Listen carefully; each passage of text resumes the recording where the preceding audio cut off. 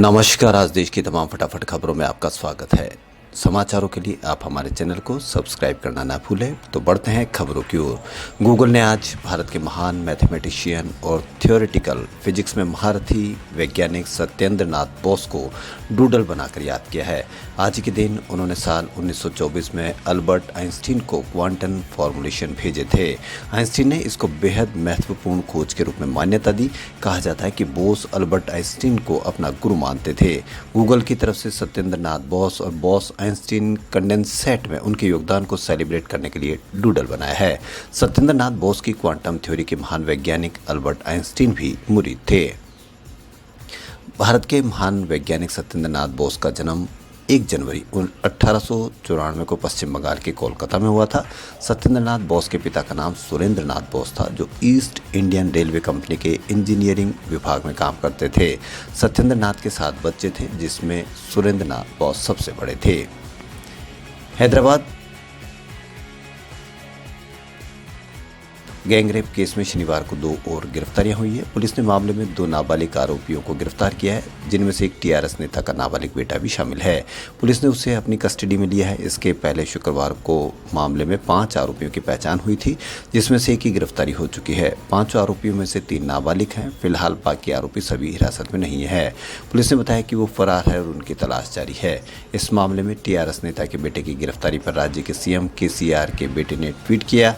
केसीआर के बेटे केसीआर ने अपने ट्वीट में लिखा है कि हैदराबाद में नाबालिग से रेप की खबर से आक्रोशित और स्तब्ध, मेरा अनुरोध है कि तत्काल कड़ी कार्रवाई की जाए, चाहे आरोपियों की पार्टी में स्थिति या संबद्धता कुछ भी हो। आपने असम के सीएम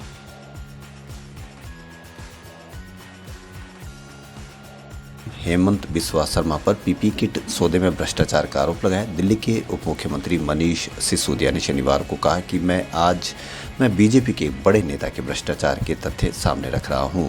एक राज्य के सीएम है, इसे कहते हैं भ्रष्टाचार। मोहल्ला क्लिनिक और स्कूल बनवाना भ्रष्टाचार नहीं होता है। इस नेता ने अपनी पत्नी की कंपनी और बेटे के पार्टनर की कंपनियों को सरकारी खरीद के ठेके दिए हैं।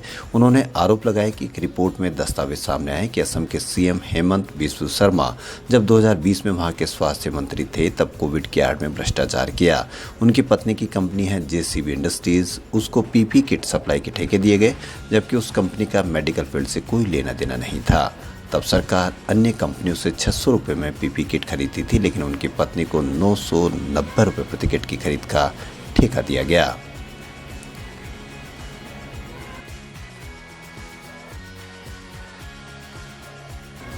गर्मी और लू से इस हफ्ते लोग परेशान रहे। सोमवार को बारिश होने के कारण लोगों को सोमवार और मंगलवार की सुबह तक तो गर्मी और लू से राहत मिली, लेकिन मंगलवार की दोपहर से ही गर्मी ने लोगों का हाल बेहाल कर दिया। ऐसे में लोगों को उम्मीद थी कि अगले हफ्ते उन्हें राहत मिलेगी, लेकिन मिली जानकारी के अनुसार अगले हफ्ते भी लोगों को भीषण गर्मी और लू से राहत मिलने के आसार नहीं है।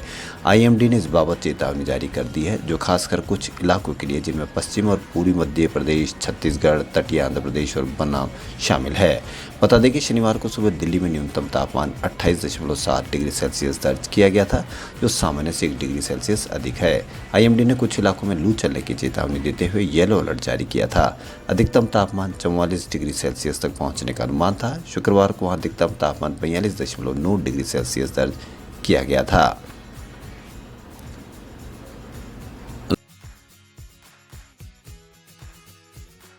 लॉयर्स शॉट बॉडी स्प्रे की विवादास्पद एड्स का मामला तूल पकड़ता दिखाई दे रहा है।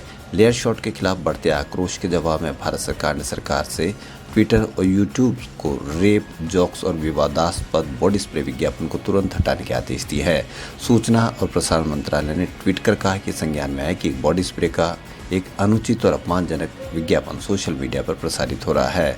मंत्रालय ने ट्विटर और यूट्यूब से इस विज्ञापन को तुरंत हटाने के लिए कहा है और कहा कि दिल्ली महिला आयोग के अध्यक्ष स्वाति मालीवाल ने कहा कि लेयर शॉट डिओड्रेंट विज्ञापन देश में बलात्कार की मानसिकता को स्पष्ट रूप से बढ़ावा देता है। हमने दिल्ली पुलिस को प्राथमिकी दर्ज करने के लिए नोटिस जारी किया है। साथ ही उन्होंने कहा कि इस विज्ञापन को सभी प्लेटफॉर्म से तुरंत हटा देना चाहिए।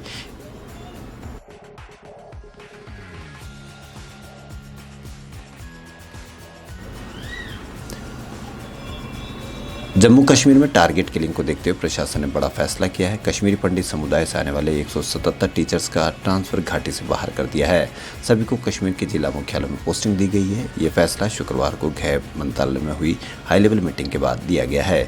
श्रीनगर चीफ एजुकेशन ऑफिसर की ओर से जारी एक पत्र में सभी टीचर्स के ट्रांसफर की जानकारी दी गई है। प्रशासन के इस फैसले को कश्मीरी पंडितों के आक्रोश को कम कराने की कोशिश के रूप में देखा जा रहा है। दरअसल घाटी में लगातार हो रही टारगेट किलिंग के बाद से ही कश्मीरी पंडितों में आक्रोश है।